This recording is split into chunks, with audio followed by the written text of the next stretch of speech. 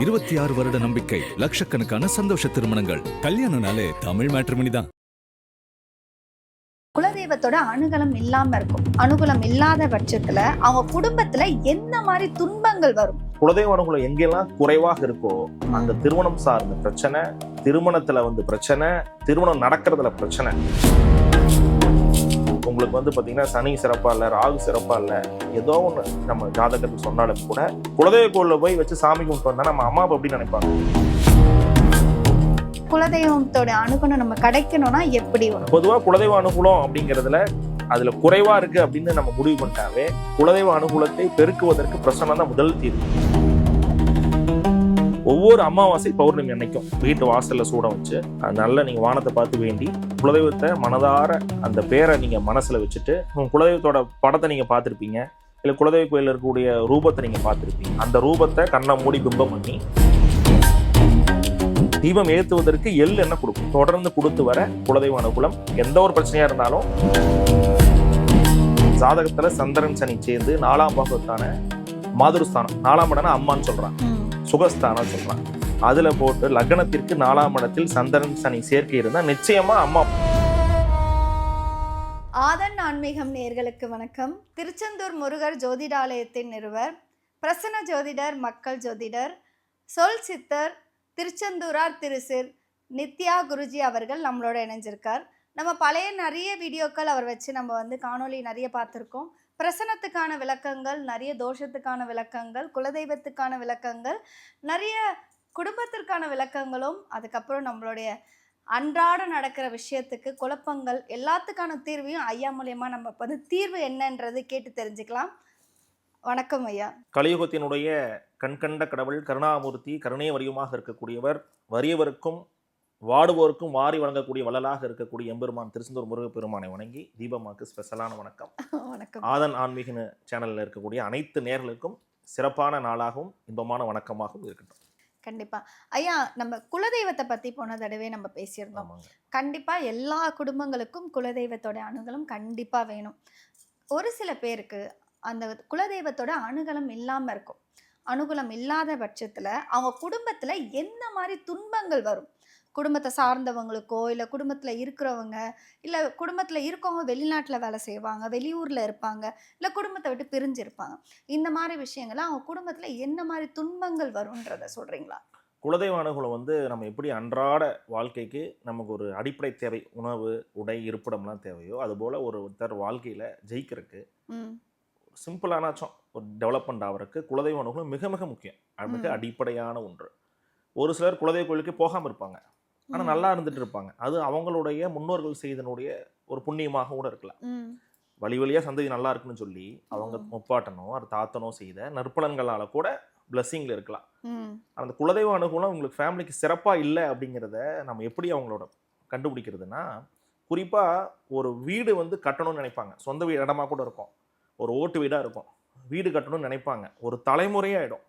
அவங்க பையன் சின்னதாக இருக்கும்போது நினைப்பாங்க, பையன் கல்யாண வயசு ஆகிடும், கல்யாணம் நிச்சயமாக தடங்கள் இருக்கும். குலதெய்வ அனுகூலம் எங்கெல்லாம் குறைவாக இருக்கோ அந்த திருமணம் சார்ந்த பிரச்சனை, திருமணத்தில் பிரச்சனை, திருமணம் நடக்கிறதுல பிரச்சனை நிச்சயமாக இருக்கும்.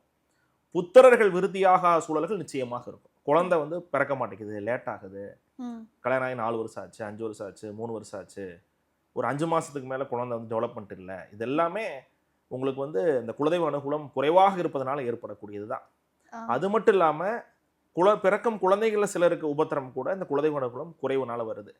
இது என்ன கான்செப்டில் இது நடக்குது அப்படின்னா, ஏன் குலதெய்வத்துக்கு கும்பலாம், ஏன் இப்படி எனக்கு பிரச்சனை அப்படிங்கிறது இல்லை. இது என்னன்னா, நம்ம ஜாதகத்தில் எப்படிப்பட்ட தசாபுத்தி இருந்தாலும், எப்படிப்பட்ட தோஷம் இருந்தாலும், எப்படிப்பட்ட கஷ்டமான சூழல்களில் ஜாதகம் இருக்குது அப்படின்னு நம்ம நினச்சாலும் அந்த சூழலிலிருந்து நம்மளை மீட்டெடுத்து நமக்கு நல் வாழ்க்கையை கொடுக்கக்கூடியது குலதெய்வம். அப்போ நமக்கு ஒரு நல்ல டைம் இல்லை, ஒரு ரொம்ப பேட் டைமுங்க, ஜாதக தசாபுத்தி சிறப்பாக இல்லை, உங்களுக்கு பார்த்தீங்கன்னா சனி சிறப்பாக இல்லை, ராகு சிறப்பாக இல்லை, ஏதோ ஒன்று நம்ம ஜாதகர்கள் சொன்னாலும் கூட குலதெய்வ கோயிலில் போய் வச்சு சாமி கும்பிட்டு வந்தால் நம்ம அம்மா அப்பா எப்படி நினைப்பாங்க? பையன் நல்லா இருக்குன்னு நினைப்பாங்க. அவன் கெட்டவனாக இருந்தால் கூட நல்லா இருக்குன்னு நினைப்பாங்க. நம்ம திருவண்ணாமலையில் ஒரு அம்மா பிரசன்னம் பார்க்க வந்தாங்க. ஒரு 3-4 மாதங்கள் கூட இருக்கும். அவங்க பையன் மதுவில் கொஞ்சம் எக்ஸ்ட்ரீமாக நிறையா அந்த மது வஸ்துவிலலாம் அந்த நிறைய எடுத்துட்டு பயங்கர போதையில் தினமும் அம்மா பிடிச்சி அடிக்கிறது. சின்ன பையன், பைக் வாங்கி கொடு அது வாங்கி கொடுன்ட்டு. அவங்க அம்மா வந்து ஒரு டைம் வெட்டிட்டான். அந்த டைம் அந்த அம்மா கட்டோட வருது பிரசனம் பார்க்குறது, திருவண்ணாமலையிலேருந்து வந்து நம்ம ப்ரெஸ்ஸெல்லாம் போட்டு சொல்கிறோம், பையன் திருந்திட்டா பரவாயில்லைங்க சாமி, நான் அதனால் அங்கேருந்து உங்களை பார்க்க வந்தேன். பையன் கண்டிப்பாக ரெடி ஆயிடுவான், கொஞ்சம் காலங்கள் ஆகும், இது மாதிரிலாம் பிரச்சனைன்னு ஒரு சில விஷயங்கள் சொன்னோம். நீங்கள் குலதெய்வக்குள்ள இது மாதிரி இருக்குல்லாம் சொன்னோம்.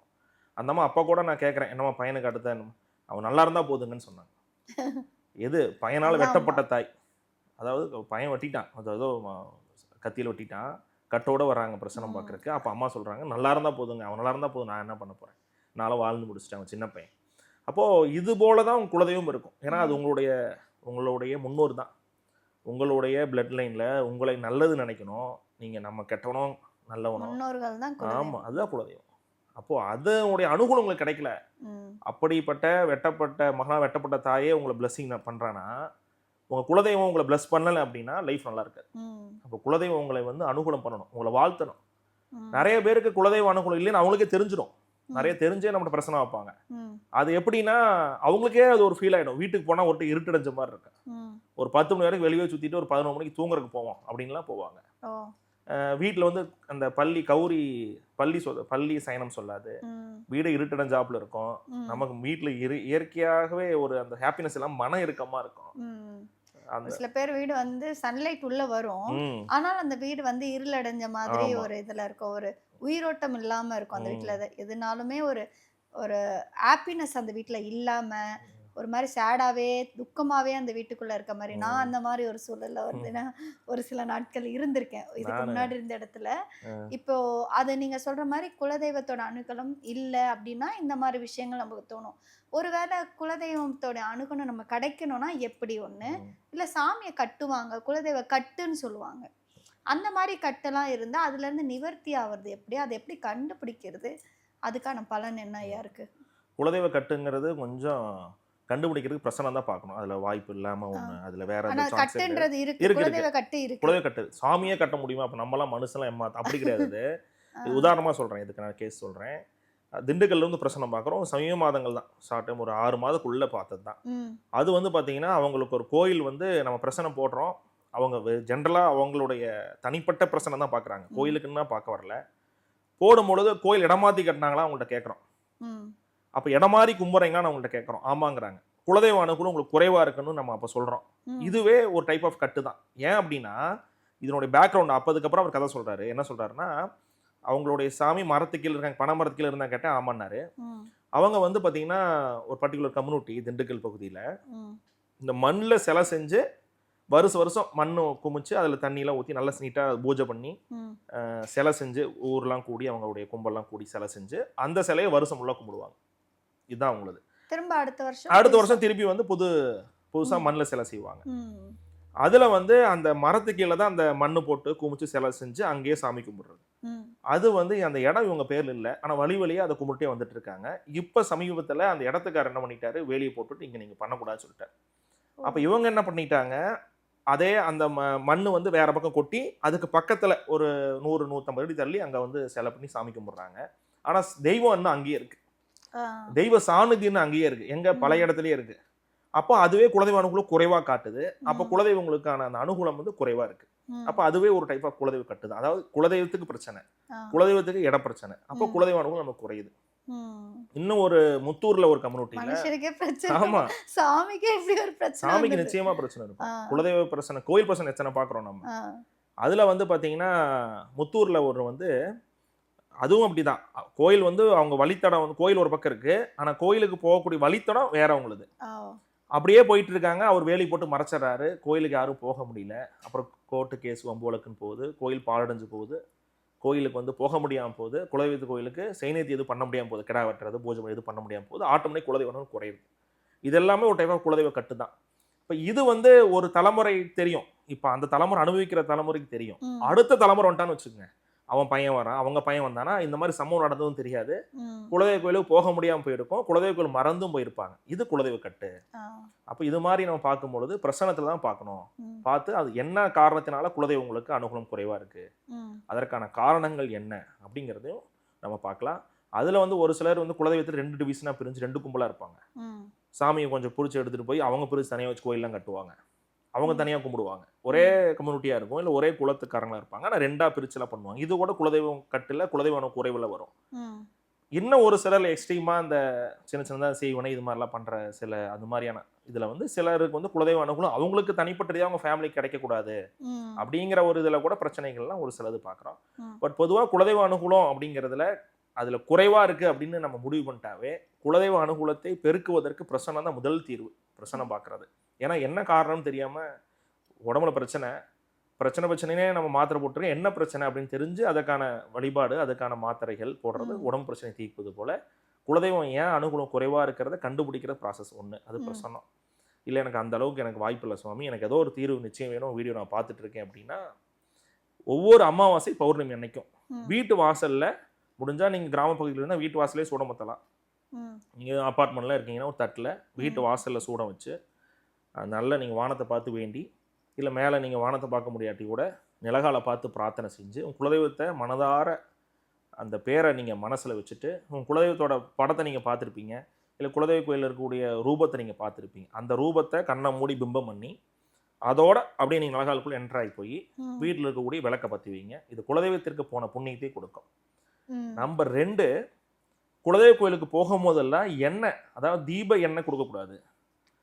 தீபம் ஏற்றுவதற்கு எண்ணெய் கொடுக்கணும், சுத்தமான நல்லெண்ணெய் தொடர்ந்து கொடுத்து வர குலதெய்வ அனுகூலம். எந்த ஒரு பிரச்சனையாக இருந்தாலும் இது தொடர்ந்து கொடுத்து வர குலதெய்வ அனுகூலம் நிச்சயமாக பெருகும். ஐயா, இப்போ நம்ம வந்து நம்ம முன்னோர்கள் தான் குலதெய்வம், அப்படி வாழடி வழியா நம்மளுடைய முன்னோர்கள் தான் குலதெய்வமாக நம்மளுக்கு இருக்காங்க. அவங்க எப்பவுமே நம்ம நல்லா இருக்கணும்னு நினைப்பாங்க. அவங்களுடைய ஆசீர்வாதத்துக்காக தான் நம்ம குலதெய்வம் கோயிலுக்கு போகிறோம். ஆனால் ஒரு சில இடத்துல வந்து குலதெய்வமே நம்மளுக்கு சாபமாக இருக்கும், நம்மளோட முன்னோர்கள் நம்மளுக்கு கொடுத்த சாபம் அப்படின்னு சொல்லிட்டு அதுக்கு சில பேர் பரிகாரங்கள் பண்ணுறாங்க, சில கோவிலுக்கு போகிறாங்க, சில பூஜைகள் பண்ணுறாங்க. இப்படி இருக்கும்போது குலதெய்வம் நல்லது பண்ணுமா, இல்லை குலதெய்வம் முன்னோர்கள் வந்து நம்மளுக்கு சாபம் கொடுத்தது, இதில் எதையா நாங்கள் வந்து கரெக்டாக யூகிக்கணும், எதை நம்பணும், அதை சொல்லுங்கள். ஸோ முன்னோர் சாபம் அப்படிங்கிறது இல்லை அப்படிங்கிறது வந்து முற்றிலும் தவறு. ஏன்னா வாழும்போதே நிறைய பெற்றோர்கள் வந்து குழந்தைங்களுக்கு மண் வாரி போடுறது சாப்பிட்றத நீங்களே நிறைய அனுபவத்தில் பார்த்துருக்கலாம். நிறையா ஒரு சில நான் நிறைய பார்த்துருக்கேன். அம்மாவே ஒரு சிலருக்கு எதிரியாக இருப்பாங்க. பல பேர்த்தோட குடும்ப வாழ்க்கை கெட்டு போனதுக்கு அம்மா கூட காரணமாக இருக்கும். இதுக்கெல்லாம் கிரக அமைப்பு காரணமாக இருக்குது. அம்மானா அவங்க பர்டிகுலர் பர்சன் கிடையாது, கிரகம் அப்படி இருக்குது. சந்திரன் சனி சேர்க்கை ஜாதகத்தில் சந்திரன் சனி சேர்ந்து 4ஆம் பாகத்தான மாதுருஸ்தானம், 4ஆம் இடம்னா அம்மான்னு சொல்கிறான், சுகஸ்தானம்னு சொல்கிறான். அதில் போட்டு லக்னத்திற்கு 4ஆம் இடத்தில் சந்திரன் சனி சேர்க்கை இருந்தால் நிச்சயமாக அம்மாவால் குடும்பத்தில் கலகம் வரும், திருமண வாழ்க்கையில் பிரச்சனை வரும், அம்மாவால் அவப்பேர் அவமானங்கள் வரலாம். அப்போது வாழும் காலகட்டத்திலேயே பெற்றோர்களால் துன்பங்களை அனுபவிக்கக்கூடிய குழந்தைகள் அந்த பெற்றோர்களுடைய இறப்பு காலகட்டத்தில் எனக்கு இப்படி பண்ணிட்டாங்க, நான் வந்து எனக்கு வந்து அவங்களால தான் குடும்ப வாழ்க்கை போயிடுச்சு, ஏதோ ஒரு மனஸ்தாபத்தினால அந்த இறக்கக்கூடிய கர்ம காரியங்களை சிறப்பாக செய்யாவிட்டாலுமே இந்த முன்னோர்கள் சாபங்கள் வரும். பித்ரு சாபம் சொல்றது சிம்பிளா. அதே போல முன்னோர்கள்ல திடீர் இறப்புகள் இருக்குன்னா அதோட சிம்டமும் எடுத்துக்கலாம். இது எப்படி நம்ம கண்டுபிடிக்கிற முன்னோர் சாபம் இருக்கு அப்படின்னா, திடீர்னு இறந்து போற ஆம்பளைலாம் 3 தலைமுறை ஆம்பளைங்களே ஒரு 30-40 வயசு தாண்டலைங்க இறந்து போறாங்க. ஆம்பளை வாரிசு இல்லைங்க வீட்டில். இல்லை பொம்பளைங்க வந்து 2 தாரம் போச்சு, எல்லாம் 2 ஒய்ஃப் ஆகி போச்சு. மொதல் ஒய்ஃப் எல்லாம் பிரிஞ்சுட்டாங்க, இல்லை இறந்து போயிட்டாங்க, குழந்தைகள் சிறப்பாக பிறக்கல, இல்லை பொம்பளை பிள்ளையா பிறக்கு. இது மாதிரியான இது மாதிரிலாம் சிம்டம்ஸ் கேட்கலாம். இப்போ காய்ச்சல் வந்தாங்கன்னா என்னென்ன சிம்டம் டாக்டர் கேட்குற மாதிரி இதெல்லாம் கேட்டு கூட நீங்கள் பிதுர் சாபத்தை ஊர்ஜிதம் செய்ய முடியும். அப்போ பிதுர் சம்பந்தப்பட்ட சாபங்கள் இல்லைங்கிறது கிடையாது. நம்ம வாழ்கிற டைம்லையே அந்த ஆத்மா, அதாவது நம்ம மொத்தம் 2 பாடி, பிசிக்கல் பாடி, சோல் பாடி. உடம்பு ஒன்று நினைக்கும், மனசு ஒன்று நினைக்கும். உடம்பு நம்ம கண்ணால் பார்க்கலாம், தொடலாம், அனுபவிக்கலாம், சுகம் பண்ணலாம். மனசை வந்து பார்த்தீங்கன்னா உணரத்தான் முடியும். அப்போ மனநல மருத்துவர்னே இருக்காங்க இப்போ. அப்போ நம்ம அவங்கள்ட்ட போய் மனசை காட்டுங்க அப்படின்னா தான் நீங்கள் படிப்பு உண்மைன்னு சொல்ல முடியுமா? இப்போ மனசை காட்ட முடியாது. ஆனால் வந்து உணர்வு, அது அந்த உணர்விற்கு பங்கம் வகிக்கும் வகையில் யார் எந்த செயலை செஞ்சிருந்தாலும், அது தாயாருக்காக இருந்தாலும் சரி, பெரியப்பாக இருந்தாலும் சரி, சித்தப்பாக இருந்தாலும் சரி, பெரியம்மாக இருந்தாலும் சரி, உங்கள் முன்னோர்களுக்கு உங்கள் தலைமுறையில் அல்லது முன்னோர்கள் தலைமுறையில் அல்லது வெகு முன்னோர்கள் தலைமுறைகளுக்கு முன்னால் ஏற்பட்டிருக்கக்கூடிய சாபதோஷங்கள் பிதுர் சாபங்களாக நிச்சயமாக தொடரும். அதனால் அழிந்த குடும்பங்கள் பல. அதே முன்னோர்களுடைய பிளஸ்ஸிங்ஸ்னால, இப்போ நான் சொன்னேன் இல்லையா, முப்பாட்டை செஞ்ச புண்ணியத்தினால இப்போ கோயிலுக்கே போகாமல் நல்லா இருக்கான். அதே மாதிரி முன்னோர்கள் செய்த புண்ணியத்தினால மிகப்பெரிய கோடீஸ்வரா இருக்கக்கூடியவர்கள் பல. ம். அப்போ முன்னோர் சாபம் நிச்சயமாக இருக்கு. ம். இது வந்து குலதெய்வத்திற்கு முன்னோர் அப்படின்னா குலதெய்வங்களா ரொம்ப முன்னோர், அதாவது பண்டைய மிக 1000 வருடங்களுக்கு முன்னால உருவான தெய்வங்கள். முன்னோர் சாபங்கிறது 12 தலைமுறை தொடரும்னு சொல்றான். 12 ஜெனரேஷன்ஸ், 12 தலைமுறை தொடரும். ம். 12ஆம் தலைமுறையில முடிவு ஏற்படும். ம். அப்போ அந்த காலகட்டங்களில் படிப்படியா அதுக்கான கர்ம வினைகளை அனுபவித்தே ஆக வேண்டும். ம். மிக தீவிரமான தோஷத்துல முன்னோர் சாபங்கிறது மிக மிக முக்கியமான ஒண்ணு. அதான் விஷயம். அது பரிகாரங்கள் பண்ணா இல்ல நிவர்த்தி. பரிகாரம் அப்படிங்கிறது வந்து பாத்தீங்கன்னா உடனே நம்ம ராமேஸ்வரம் போய் திதி கொடுக்கறது, இல்ல திருவள்ளம் பரசுராமர் கோயில்ல போய் பலி திலகம்னு சொல்லுவாங்க, அதை பண்றது. திதினா பலினா திதின்னு அர்த்தம். திலகோகம் பண்றது, வீட்டுல பண்றது, ம். வருஷானா வீட்டுல புடவை கும்பிட்றது, சாமி கும்பிட்றதெல்லாம் ஒரு 20% ஒரு மனசாந்திக்காக. ம். தப்பு பண்ணிட்டோம்ல, அப்ப எப்படி நம்ம வருத்தப்படுத்துறது? அதை அதுக்காக ஒரு மனசாந்திக்காக பண்ணிக்கலாம். ம். அதனால் ஏற்படக்கூடிய கர்ம வினைகளை எக்ஸாக்டா பிரசன்னம் மூலம், இதுக்கு உதாரணம் சொல்றேன், அதுக்கான கேஸ் ஸ்டடியை சொல்றேன். ஈரோட்டில் ஒரு பிரசனம் பார்க்குறோம், ரொம்ப வருஷத்துக்கு முன்னாடி பிரசனம் பார்க்குறோம். 7 ஏக்கர் அந்த அம்மாவுக்கு இடம் இருக்கு, வயசான அம்மா. அந்த 7 ஏக்கர் இடத்துல உள்ள வந்து பார்த்தீங்கன்னா ஒரு வீடு இருக்கு, ஒரு கீத்து வீடு. ம். அந்த அம்மாவுடைய கணவர் அந்த அம்மாவுடைய இளம் வயதிலேயே இறந்து போறார். இளம் வயதுல ரொம்ப இளம் வயதுல கிடையாது, ஒரு 45-50 வயசுல இறந்து போறார். அந்த அம்மாவுக்கு அப்போ அந்த பிரசனம் அந்த நாங்கள் பார்க்குறதுக்கு அவங்க சொல்லக்கூடியது தான், ஒரு 80 வயசு அந்த அம்மாவுக்கு. ஒரு அந்த ரேஞ்சில் அந்த அம்மா இருந்திருக்கு. அந்த 7 ஏக்கருக்கு அந்த அம்மா தான் வாரிசு, ஏன்னா அவங்களுக்கு குழந்தை கிடையாது. ம். அவங்களுடைய சித்தப்பா பெரியப்பா மக்கள்ல இருக்காங்க. அவங்களுக்கு இப்போ இவங்க இந்த அம்மா இறந்து போன பிறகு இந்த இடம் யாருக்கு சேரும்? அவங்களுடைய சித்தப்பா பெரிய மக்களுக்கு தானே சேரும். அந்த ஆமா. பங்கு அவங்களோட பிறந்த ஆளுக்கு சேரப்போகுது. அந்த அம்மா உயிரோடு இருக்கும் பொழுதே அந்த இடத்த விற்கணும்னு சொல்லி அவங்க முடிவு பண்றாங்க. அதை இடத்த பிரித்து எழுதிக்கலாம் அப்படின்னு முடிவு பண்றாங்க. ஏன்னா இறந்த பின்னாடி காம்ப்ளிகேட் ஆயிரும்ட்டு. அந்த அம்மாவுக்கு அது மனசு இல்லை, கொடுக்க மனசு இருக்கு, பட் வந்து அப்போதைக்கு கொடுக்க மனசு இல்லை, ம். பின்னாடி பார்த்துக்கலான்னு அந்த அம்மா சொல்லுது. அந்த அம்மா வலுக்கட்டாயமாக வற்புறுத்தி அந்த அம்மாவை வந்து அடித்து துன்பப்படுத்தி எழுதி வாங்குறாங்க. ம். அந்த அம்மாவும் எழுதி கொடுக்குது. எழுதி கொடுத்துட்டு என்ன பண்ணுது, ரொம்ப மனவேதனையில மன வலியில இழந்த முள். இப்போ நீங்கள் கிராமத்துலலாம் கொஞ்சம் ஒரு பழக்கம் இருக்கு, இழந்த முள் வெட்டி போட்டுருவாங்க, அந்த முள் வெட்டி போட்டுறதுன்னு ஒரு பழக்கம். அப்போ அந்த அம்மா வந்து இழந்த முள்ளை வெட்டிட்டு வந்து சோளமாக இருந்திருக்கு. அது வந்து சோளக்காடு, மக்காச்சோளம் இல்லை, அந்த இது நம்ம தீவன சோளம் மாதிரி விதைப்பாங்க அந்த சோளக்காடு. அதில் வந்து அந்த இழந்த முள்ளை நட்டுட்டு அந்த அம்மா அந்த குடும்பத்தை, இந்த இடத்த வச்சிருக்க யாரும் விருதியாக மாட்டாங்கன்னு ஒரு மனவேதனை வலி தான். ஏன்னா கணவர் இல்லை, இத்தனை வருஷம் தனியாக இருந்தோம், நம்ம 7 ஏக்கர் இந்த சொத்துக்கு நம்ம என்னத்தை பண்ண போகிறோம், நமக்கு வாரிசு இல்லை, நம்மளே இறக்க போகிறோம், 80 வயசு ஆகிடுது, தள்ளாடு கிளவியாக இருக்கோம், ஏதோ தினமும் நம்ம என்னத்தை, அந்த அம்மாவுக்கு என்ன ரெக்குவர்மெண்ட் இருந்துட்டு போகுது? ஒரு ரெக்குவர்மெண்ட், எந்த ஒரு தேவையும் இருக்காது, வீடு இருக்குது, வாரிசு கிடையாது, இப்போ என்னைக்கா இருந்தாலும் உங்களுக்கு தான் சொத்து, எதுக்குடா அப்படி அடிச்சு கொடுங்குறீங்க மனவேதனையில். இந்த இடத்துனால உங்களுக்கு விருத்தி ஆகாது, இந்த இடத்த வச்சிருக்க வம்ச விருத்தி ஆகாதுன்னு சொல்லி அந்த அம்மா அப்படி சொல்லிடுறாங்க. சொல்லிட்டு வெகு சில மாதங்கள் இறந்தும் போயிடுறாங்க. இப்போ உயிரோடு இருந்தால் கூட திருப்பி ஒரு கன்சோல் பண்ணலாம், அம்மா வச்சு ஒரு மன்னிச்சுக்க விடு, பரவாயில்ல, என்ன தாய் போச்சு, இறந்து போயிடுறாங்க. இப்போ அந்த ஜாதகம் இப்போ நான் பிரச்சனை பார்க்கும் பொழுது நான் பார்க்கக்கூடியது, அப்படி செய்த அப்பாக்களுக்கு பிறந்த மகனுக்கு நான் பிரச்சனை பார்த்துட்டு இருக்கேன். அவங்களுடைய அவங்களுடைய யாருக்குமே வாரிசு வந்து பெருசா இல்லை. அதாவது அவங்க மகனுக்கு பிறந்தாங்க இல்லையா, அவங்க மகனுக்குலாம் மகளோ பிறக்கணுமே, அதுல யாருக்கும் வாரிசு இல்லை. எல்லாருக்கும் குழந்தை பிரச்சனை. குழந்தை பிறந்தாலும் அது கொஞ்சம் சூதானமா அந்த குழந்தை வந்து கொஞ்சம் ஆயுள் ஆரோக்கியத்துல பிரச்சனை. ஏகப்பட்ட பேருக்கு அதுல கேன்சர் பிரச்சனை. இது பேர் மாதுர் சாபன்னே பேர். இதை பத்தி நானும் பேசுற டீட்டெயிலா, மாதுர் சாபம். இது ஏகப்பட்ட பேர் அவங்க ஃபேமிலியில கேன்சர் பிரச்சனை. அப்போ இது எப்படி புது சாபம் இல்லைன்னு சொல்ல முடியும்? இதுவும் புது சாபம் தானே. வயசானவங்க அல்லது இளமையா இருக்கவங்க யாரோ ஒருத்தர் நம்மால இறந்து போறாங்க, அல்லது யாரோ ஒருத்தர் அவங்க இறக்கும் தருவாயில் நம்மளை நினைத்து வருத்தப்படும் நிலவில் நம்ம நடந்து கொண்டால் புது சாபம் நிச்சயமாக அவங்க குடும்பத்தை பிரச்சனை செய்தே தீரும். அது புது சாபம் இல்லை, அது வந்து அதுக்கு பரிகாரம் பண்ணால் சரியா போகும் அப்படின்னு சொல்ல வரல நான். அது ஒரு மனசாந்தி. நம்ம மனசுல ஒரு கில்ட் இருக்கு, மனசுல வந்து நம்ம தப்பு பண்ணிட்டோம் அல்லது நம்ம முன்னோர்கள் தப்பு பண்ணிட்டாங்கன்னு ஒரு மனவேதனை இருக்கு.